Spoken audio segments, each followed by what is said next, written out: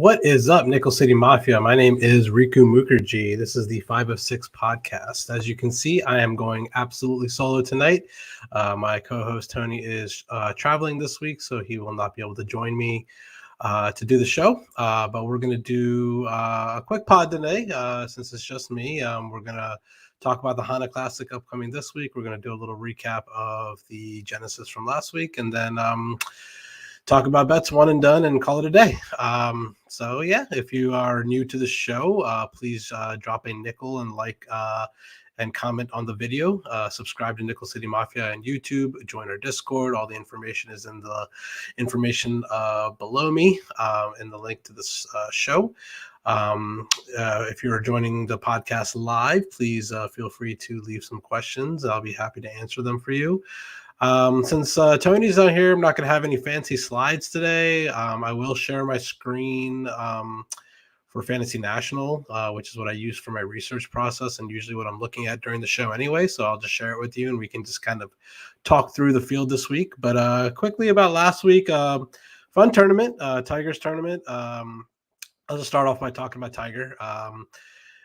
He was the main reason, at least for me, why I watched. I mean, obviously we watch golf every week, because we have DraftKings lineups and bets and stuff like that. But for me, Tiger's my favorite golfer ever. Anytime he tees it up in tournament, I'm going to watch from beginning to end. He played all right. He had a couple good rounds and a couple bad rounds, and that's pretty expected. He said he was pretty rusty, so it was exciting to watch him play. Yeah, he played really good on Saturday. I think he shot 67 or 66 or something like that on Saturday. Was hitting the ball really well. Really couldn't make any putts all week. So, the short game stuff, the chips, the putting, that always takes a little bit of time to get back to you. So, I was just happy to watch him be able to walk 72 holes, and it looked like he was pretty healthy. It didn't look like he was belaboring too much, but it is a tough walk for him given his physical physique right now. But overall, it was exciting to watch him play. He almost had a hole in one. He almost had an albatross. Exciting stuff from him this week. But as far as the tournament goes, Jon Rahm, man, it takes it down again. It was pretty much a heads-up battle with him and Max Homa on Sunday. Patrick Cantlay was kind of threatening for a little bit, one group ahead. But I don't think I never thought Patrick Cantlay had a chance to win the tournament. But on the back nine, the lead flipped between Rahm and Homa multiple times. And at the end of the day, Rahm did his thing, took the tournament down. That's his third win of the season already.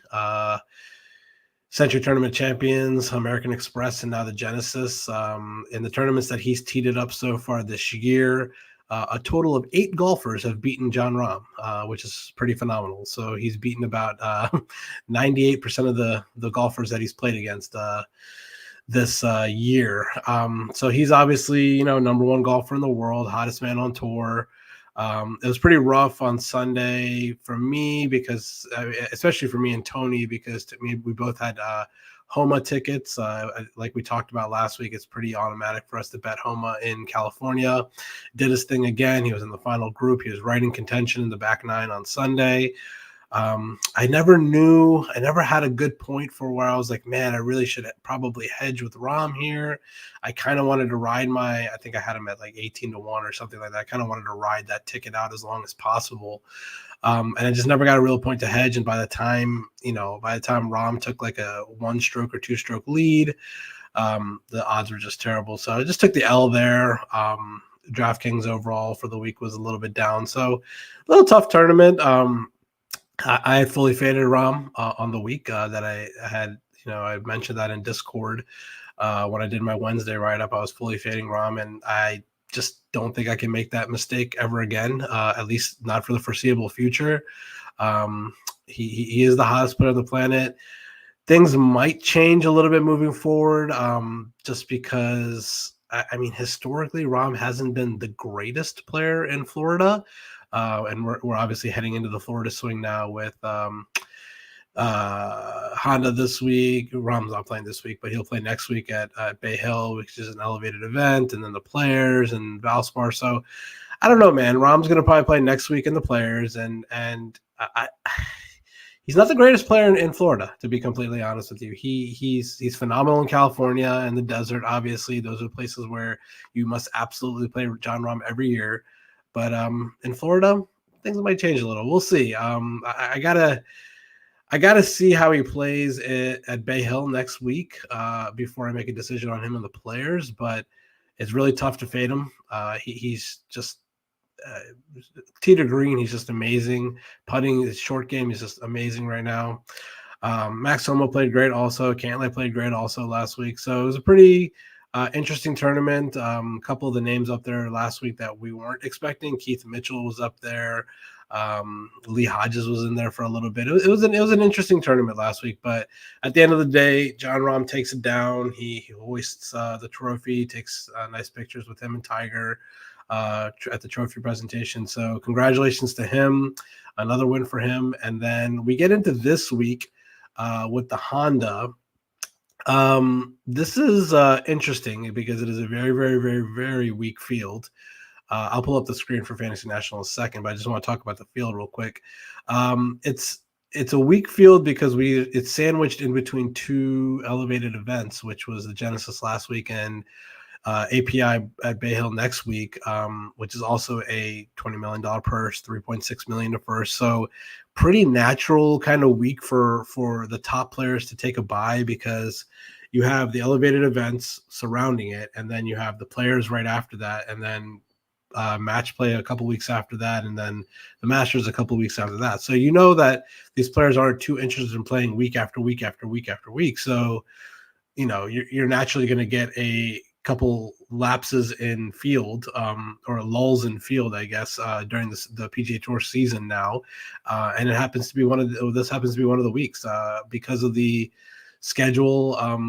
scheduling and the lack of field for this tournament. It looks like this is going to be the last year. It's going to be called the Honda Classic.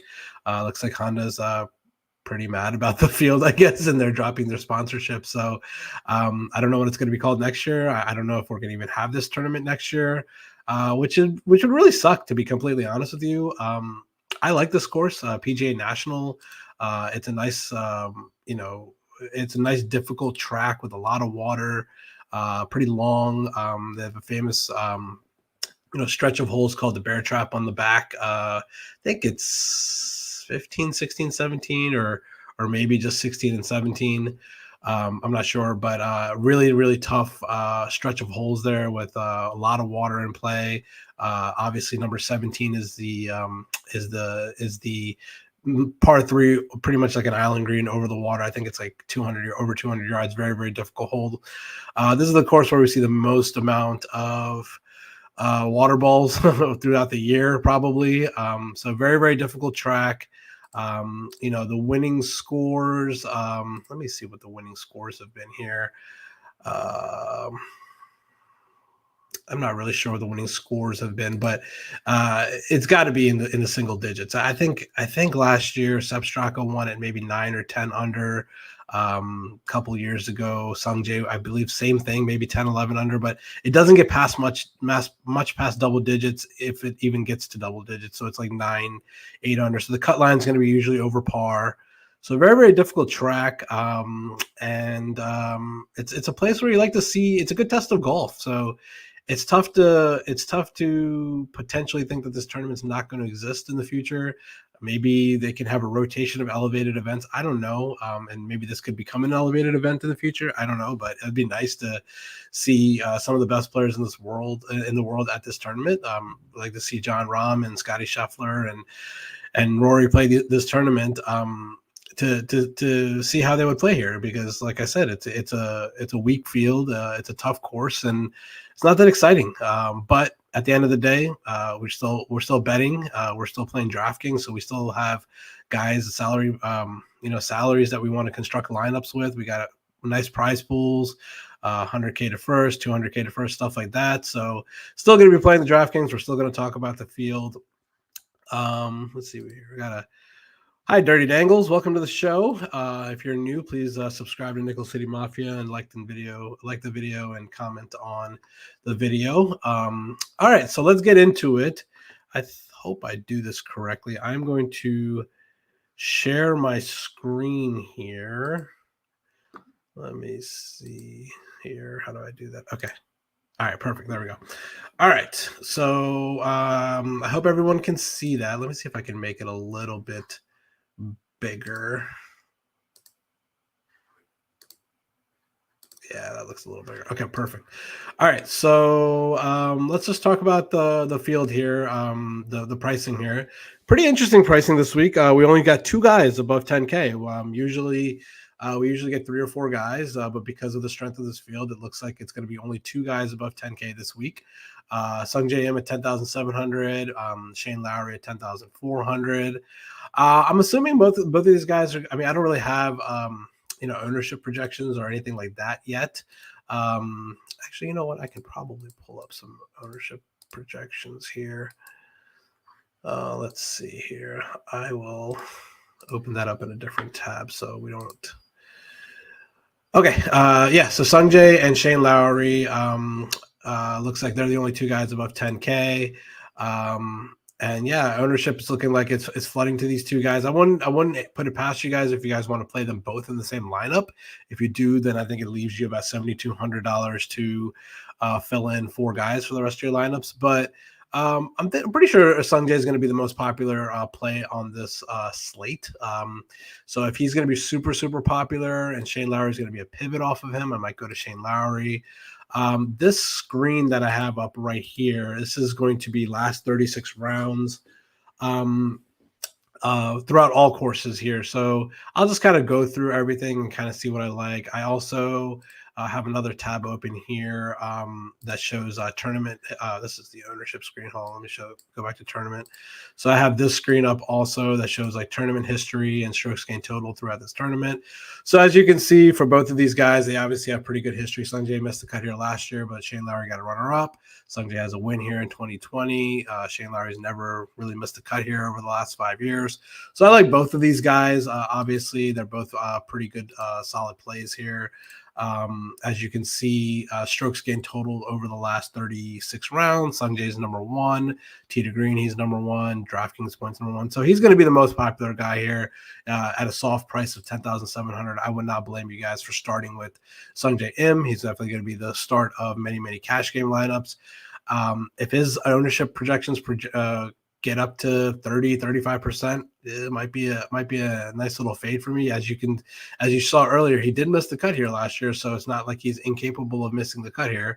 I like Shane Lowry, played well last week. He missed the cut a couple weeks ago, but last week it looks like he's back to his normal Shane Lowry self, and this is obviously a course he played out really, really well last year. He got kind of screwed last year, to be completely honest with you.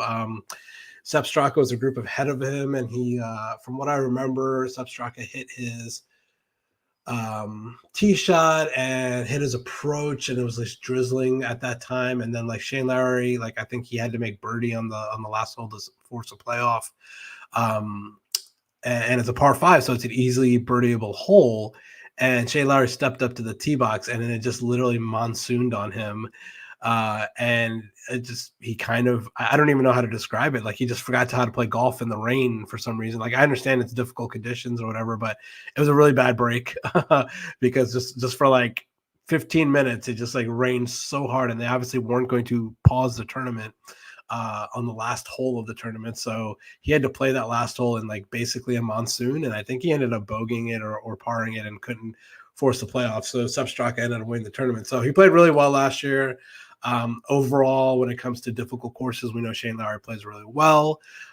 Just for teaser purposes, he is going to be my one and done pick this week. The only reason I have him on one and done this week is because I already took Sungjae at the Tournament of Champions. So I think if I had them both available, I'd probably take Sungjae, but because I already took Sungjae, I'm just going to roll with Lowry this week. So just in a nutshell here, I think I prefer Lowry a little bit more than Sungjae just because $300 savings, lower ownership.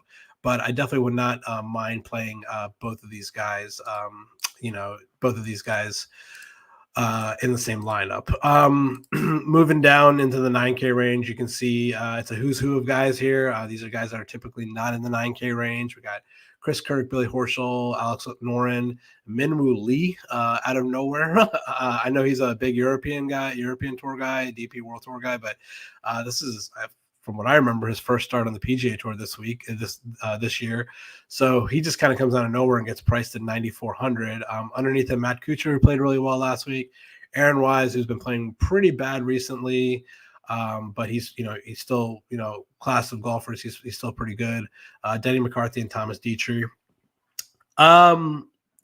If we look over at tournament history here for these guys, as you can see, Chris Kirk, 3 out of 5 cuts made. Billy Horschel, 3 out of 4 cuts made. So these guys all have missed cut equity. This is obviously Minwoo Lee's first time playing in the last 5 ever. Matt Kuchar's first time playing in the last 5 years. Thomas Dietrich's first time playing. So, out of these guys, to be completely honest, let's look at ownership real quick. So it looks like Matt Kuchar is going to be coming in the highest owned in this range. Thomas Dietrich coming in the second highest owned in this range. Minwoo Lee coming in the clear pivot. I can't go to a chalky Matt Kuchar, somebody who hasn't played this tournament in the last 5 years, coming in fully chalk. I get that he played well last week. Let's see what he's been up to. Let's see here. Matt Kuchar, 8th at the Genesis, 32nd at the Waste Management Phoenix Open, miscut at Pebble. So, I mean, yeah, he's played well the last couple weeks, but he's going to be chalky. I don't think I could go there. Out of these guys, I'm probably going to lean towards like Chris Kirk. He had a T7 here last year. I don't mind that. Noren had a third place finish here in 2018. Let's go back to this tab real quick and see. So just out of these guys, last 36 rounds, the guy that's been playing the best is looking like Thomas Dietrich. Strokes gained total. He's second in this field. Been playing pretty good tee to green. Look like his putting has been pretty good. Denny McCarthy, obviously, also. Aaron Wise, what has he been up to, man? He's not been playing good recently. Let's see what he's been up to.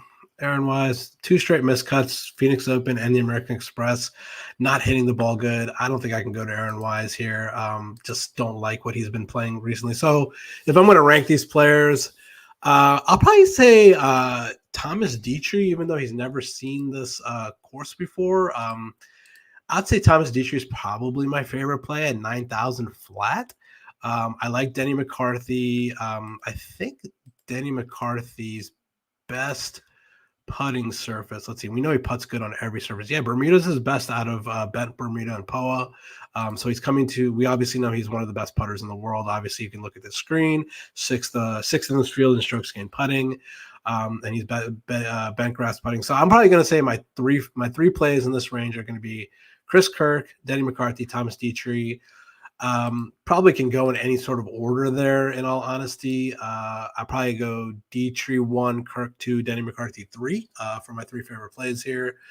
The one guy who is in this range is just kind of, I'm not really sure what to do with, is Alex Noren. I'm not Alex Noren, is Billy Horschel. He comes back to Florida where he always plays really well.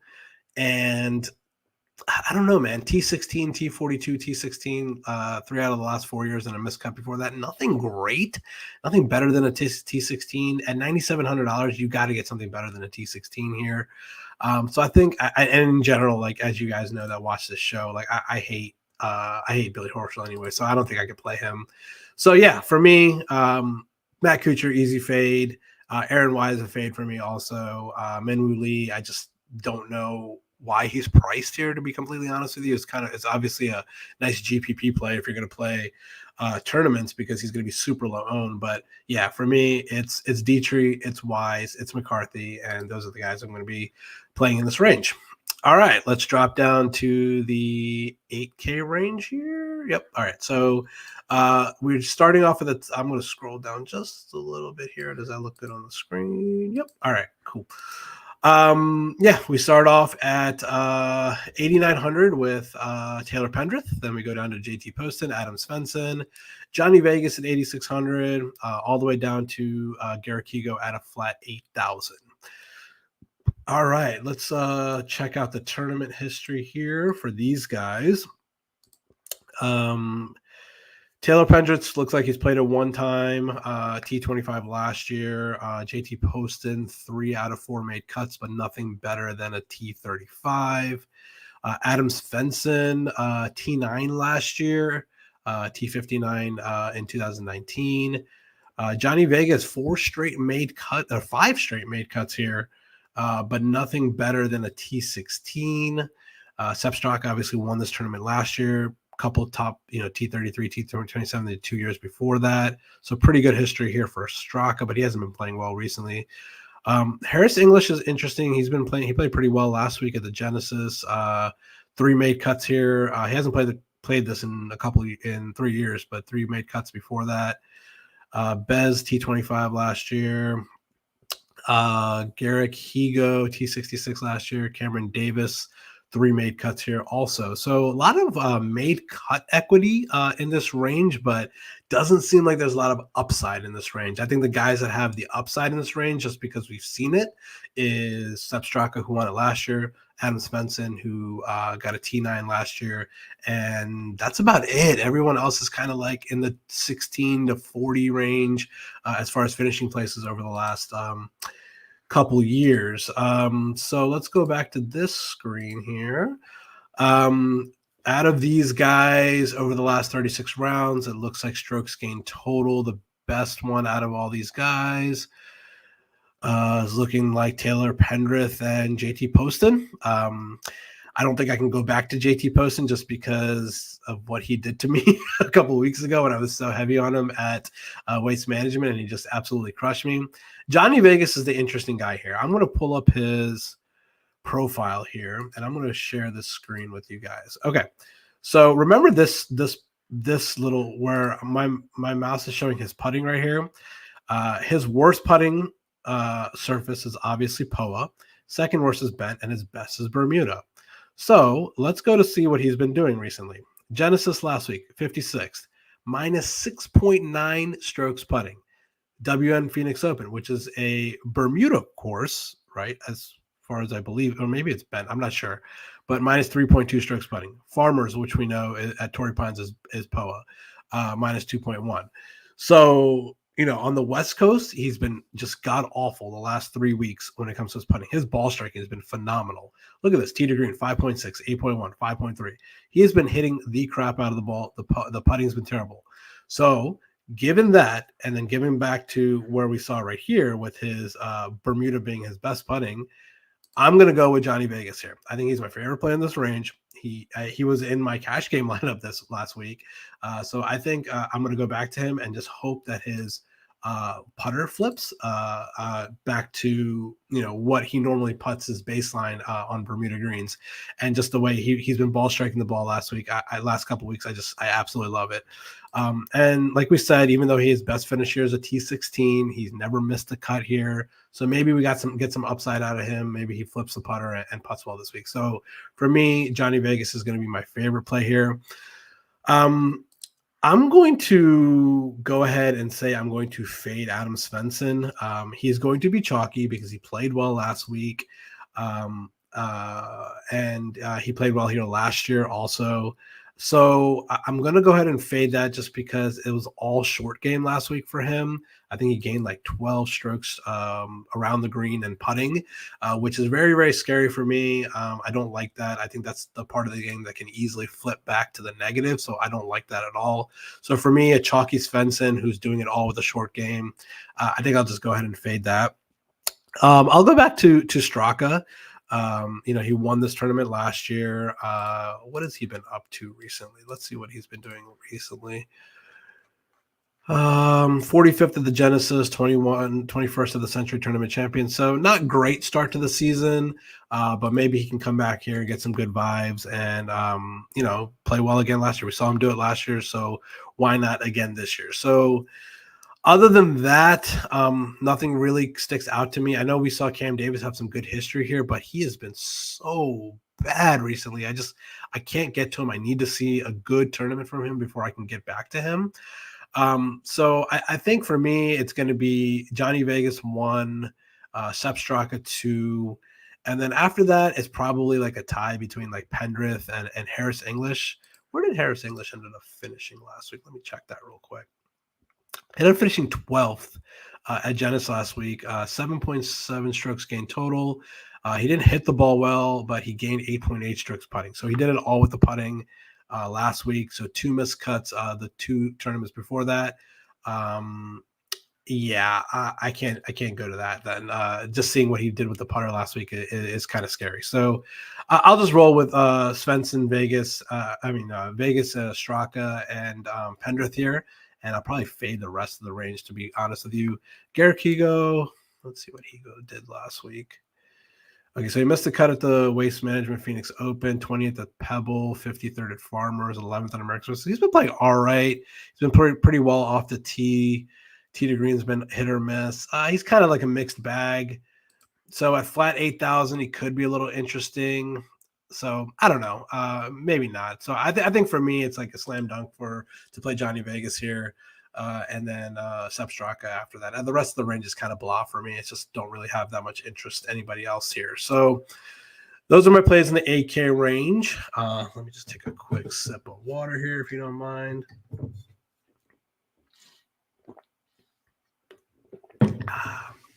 All right. So let's drop down to the sevens. Let's talk about 7,900 to 7,500. We got Ben Griffin, Patrick Rogers, who was withdrawn, so don't play Patrick Rogers, Robbie Shelton, Steven Yeager, all the way down to Bramlett, Hardy, Gordon. Let's take a look at tournament history here for these guys.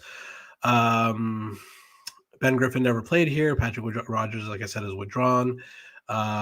2 times for Robbie Shelton here, T11 and a missed cut.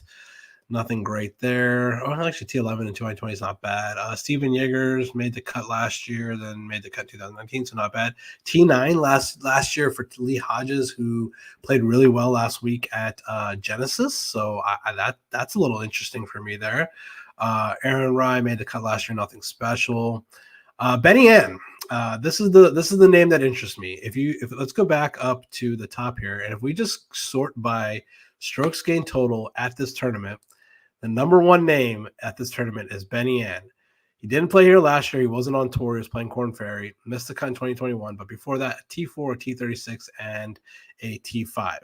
That is interesting to me. I like Benny Ann this week. What did he's been up to recently? Let's see. 37th at Pebble, 62nd at Farmers, 41st at American Express, 12th at Sony. So not terrible. He's been making cuts, 4 straight made cuts for him. Comes back to a place where he has good vibes. He's played well at this tournament before. You know what it is when it comes to Benny Ann. He can literally shoot like 10 over par. He can put like 12 balls in the water, or he can be first round leader and contend. So he's obviously a boomer bust kind of plays, but I like Benny Ann this week. As far as everyone else above 7,500 goes, nothing. Everyone's like missed cuts, nothing great. So let's go back to here. Out of these guys, the guys that interest me, like I said, Benny Ann at 7,600, and the other guy that really, really interests me at 7,900, Ben Griffin. Strokes gained total the last 36 rounds. He's 3rd in this field. He's been playing so good recently. I know he's coming off of a miscut, but for me, it's like whatever. He got that miscut out of the way. Maybe he missed the cut of a pebble where he doesn't like the program setup. I don't know what it is, but he played well at Farmers, played well at American Express, 12th at Sony. He's just been making cut after cut after cut after cut. I've been playing him week in and week out. I'll go back to him this week. He got the week off last week at Genesis, probably traveled back to Florida, has gotten acclimated back to regular East Coast time for him.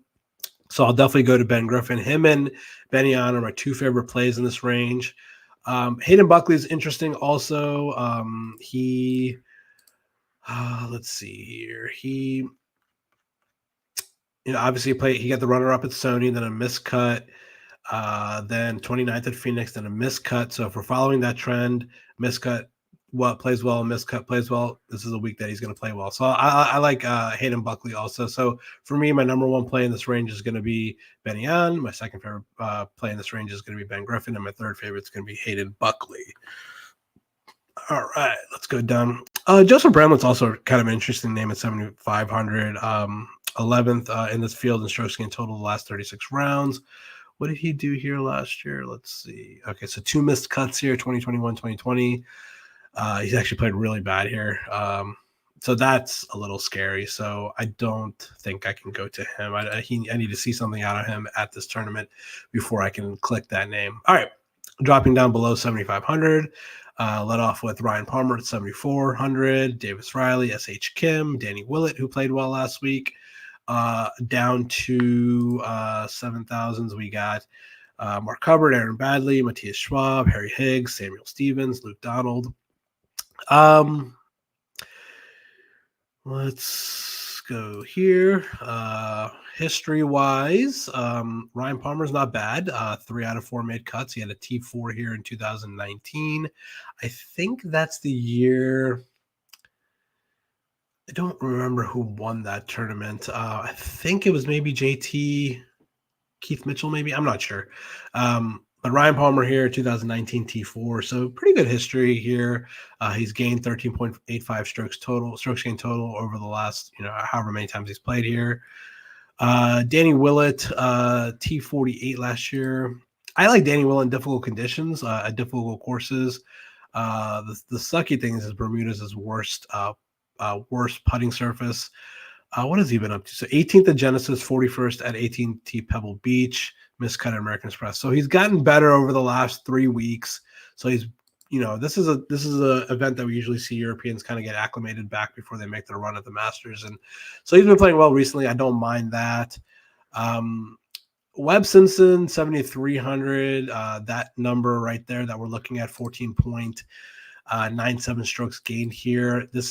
He hasn't played this tournament since 2019, and he was a much different golfer in 2019. He had a T5 here in 2018. He's just been playing so bad recently. Can't make a cut. I can't really go to him. Other than that, not much when it comes to history. You're looking at a lot of red here. 2 missed cuts for Brandon Wu. Nothing but missed cuts for Patty. Adam Schenk is a mixed bag here. Nothing great. I got a T8 from Zach Johnson. I can't play Zach Johnson. Dylan Fratelli looks like T16 miscut, T58 miscut, T11. 11th. So going on that trend, he's going to miss the cut this year. This is interesting. Mark Hubbard, 15th, T46, T11th the last 3 years. He played really, really bad at Waste Management Phoenix Open a couple weeks ago. I know that because he was in my main lineup. But I think he also got a little screwed there because he's not a good win player, and he got a really bad side of the draw there and had to play in really windy conditions. So I just don't think that was the right setup for him. What else has he been up to? I know the miscut at Waste Management was bad, but let's see what else he's been doing. Bermuda's his worst putting surface. A miscut at he played bad last week too. Man, really, really bad the last 2 weeks. 20th at Pebble. Miscut. Oh man, he's been so bad. The only tournament he's played well in the last 6 months is Pebble Beach. So nope, that's it. No Mark Hubbard for me, even with the good course history. Matthias Schwab, T7 last year. I don't know what he's been up to. Let's see what he's been up to. 50th at Genesis, so he made the cut. 2 missed cuts before that. 26th at American Express, so nothing too great. T7 last year. Okay, I could maybe be interested in a little bit. Matthias Schwab. An interesting name for me, Aaron Baddeley. I know he hasn't played this tournament in the last 5 years, but he's been playing pretty decently, I feel like, recently. 37th at Pebble, miscut at Farmers, 50th at American Express, 7th at Sony, 39th at RSM. He's a good putter. Let me see. I know he hasn't played this tournament in a while. Let's type in Honda here. The last time he played this tournament was 2006. He had a miscut. He had 11th in 2005. Never mind. Not really interested in that either. Let's go back here. So over the last 36 rounds, looks like the best strokes gained total in the field, Danny Willett. Looks like Danny Willett's a play for me this week. Grayson Sigg, 17th. So he's been pretty good the last 36 rounds. See, this is the number that I don't get. Strokes gained total the last 36 rounds for Aaron Baddeley has been 8th in the field. Where is that coming from? Let's open these 36 rounds up. Why can't I do that? Sorry, guys. For some reason, I can't open up Aaron Baddeley's numbers. Okay. I'm not going to talk myself into Aaron Baddeley here. I don't like it. I only like him at, like coastal events and stuff like that. So for me, I think in this low 7K range, I think my favorite plays are going to be, who did I say? Danny Willett. I don't mind Grayson Sigg. Aaron Baddeley is kind of a bubble play for me. The other interesting name here for me is Ben Taylor. He doesn't have any history here. Yeah, he hasn't played here. Right? Ben Taylor. Yeah, he's never played here. He does have, hasn't been playing, didn't play that well recently with the missed cut at the Pebble Beach at Farmers, American Express. He had a 58th last week at Genesis, a 4th at Sony before that. So he had a 3rd at the Houston Open in November, which is a very, very difficult track. So maybe he plays really well on difficult tracks. I'll go back to the main screen and we'll sort by difficult tracks and see if his name pops up. But I don't mind going back to some Ben Taylor here. Nothing really, other than that, nothing else really interests me. Callum Tarren, maybe. I know he just mashes the ball, but he hasn't been playing that great recently. So nothing there really interests me. So I think it's going to be Danny Willett, Grayson Sigg, and then possibly Ben Taylor and Aaron Baddeley as the guys in the low 7K range. It gets really ugly pretty fast here, but you got to play guys here if you're going to play DraftKings. So those are the guys here I like in the low 7s. 6Ks are pretty ugly. If we go to tournament history for 6Ks, it's a lot of missed cuts here. Nothing jumps out of the screen for me. T12 for Ryan Armour back in 2019, but a bunch of missed cuts there in between. Dylan Wu had a T30 last year. That's not bad. He could be pretty interesting. What has Dylan Wu been up to recently? Let's see. Dylan Wu, 29th at Pebble Beach a couple weeks ago. That's not bad. 32nd at American Express. These are short courses. Missed the cut at Farmers. Could be interesting. Dylan Wu. Bunch of more missed cuts here. Miscut. Don't ever play Jimmy Walker. Brian Stewart, the classic Brian Stewart conversation. Yeah, man, not much here. Let's see who. Okay, so let's organize by strokes gained total here. See who our first 6K guy that comes up. 6,300, Bryce Garnett. Okay. Miscut last year, T25, T11 the 2 years before that. What has Bryce Garnett been up to recently? Let's see. 3 straight miscuts, T21 at Sony Open. Nah, I'm out there. Anybody else? 6,100, Bill Haas. No. Kramer Hickok. Miscut. No. Man, this is really rough. I would recommend not going down to the $6,000 range if you can avoid it. Kevin Tway has been interesting. He's been playing well recently. Let's take a look at Kevin Tway here. 40th at Genesis, 32nd at Waste Management Phoenix Open, missed cut at Pebble, 18th at Farmers 50. So he's made a lot of cuts, 1, 2, 3, 4, 5 out of the last 6 cuts. He's been playing pretty well. Let's see what he's like on Bermuda. Bermuda's his worst putting surface, so that's a little scary. Yeah, I could go to maybe some Kevin Tway. Let's go back here. Pearson Coody, he's won 2 times on the Korn Ferry Tour this year. He has 4 rounds under his belt on the PGA Tour. I don't really know much about him. I know he's been lighting it up on the Korn Ferry Tour. He's going to be on the PGA Tour full time next year. I'm assuming he'll get his card pretty quickly. But he was the Haskins Award winner, or he won the amateur championship or college championship or something like that. He's a great young player. He gets I'm guessing a sponsor's exemption here. So at 6,800, if you're going to take a flyer, I guess you could take him. I don't know why Danny Lee is still listed here. He is still listed in the field for some reason, but he is on Live now, and they are playing this week. So no, don't play Danny Lee because he's not playing this week at this event. Yeah, man, not much really jumps out at me here. really, really ugly in the 6K range. So I'm probably going to say my favorite play down here is going to be Kevin Tway. He's been playing well recently, so I could probably go to him. Last 36, Akshay Bhatia. I mean, he's more of a Corn Ferry guy. He's getting a exemption here. Ryan Moore played well recently somewhere. I can maybe get into that. Kadira, 22nd in the field, last 36 rounds. Strokes gained total. Let's see what that is all about. He played well at Pebble. He played bad at Farmers, played okay at American Express. Okay, so he's been playing all right, at least recently. Maybe could go to some Satoshi Kadira. Yeah, nothing else. Cam Percy always pops for me, but I never play him. 16th in the field, the last 36 rounds, strokes gained total. I don't ever play him though. Yeah, not much here, guys. I listened to a podcast earlier today that talked about Kyle Westmoreland. I don't really know much about him. Let's see what he's been up to. 29th at Pebble, then a bunch of miscuts before that. But he's been pretty good. Approach-wise, he's been gaining every single week. Yeah, not bad.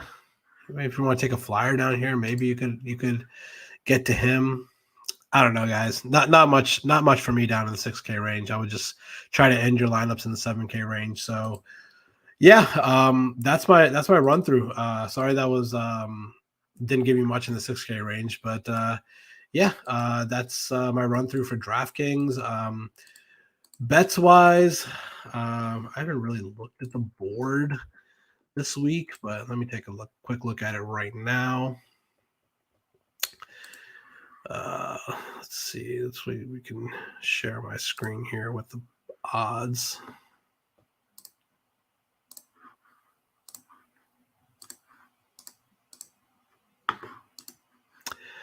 All right, so we got Sungjae at the top here, plus 800, 8-1. Shane Lowry, 14-1. Aaron Wise, 25-1.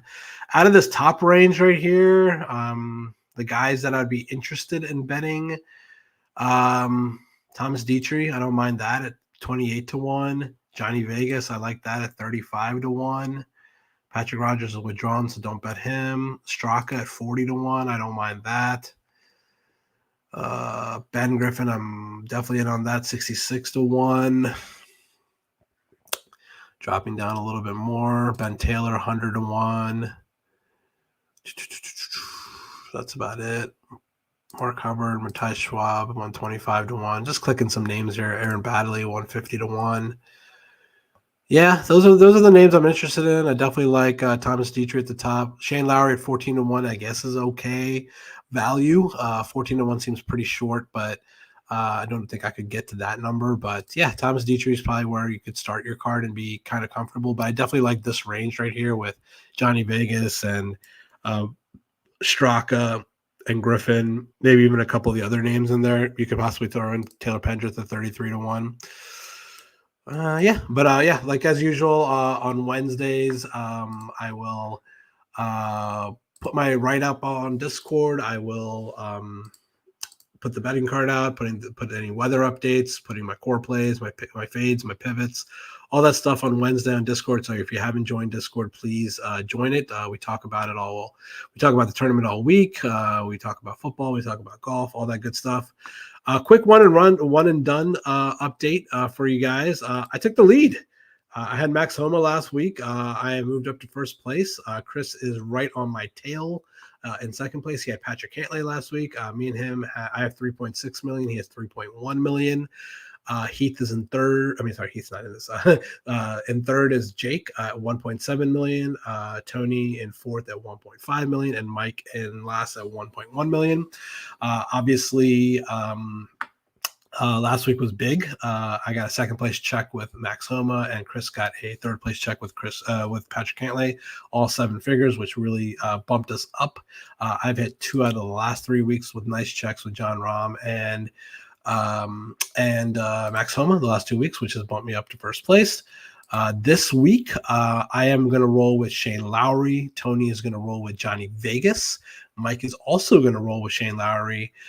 Chris is going to go with Sungjae. So nice little, so did I say Jake? Yeah, Jake is going to go with Matt Kuchar this week. So out of us five, nice little spot for Chris because he gets the top of the board with Sungjae and nobody else took him. Like I said, I probably would have taken Sungjae if I hadn't already used him, but nice little spot for Chris, especially with him being on my tails. We obviously have the top two guys on the betting board here, battling it out for the top two spots. So we'll see how that goes. So once again, Lowry for me, Tony with Johnny Vegas, Mike with Shane Lowry, also Jake with Matt Kuchar, and Chris with Sungjae, and one and done this week. So it should be an interesting tournament this week. We go back to API next week. Me and Tony should be back on the show together next week to talk about another elevated event. It's going to be a strong field next week.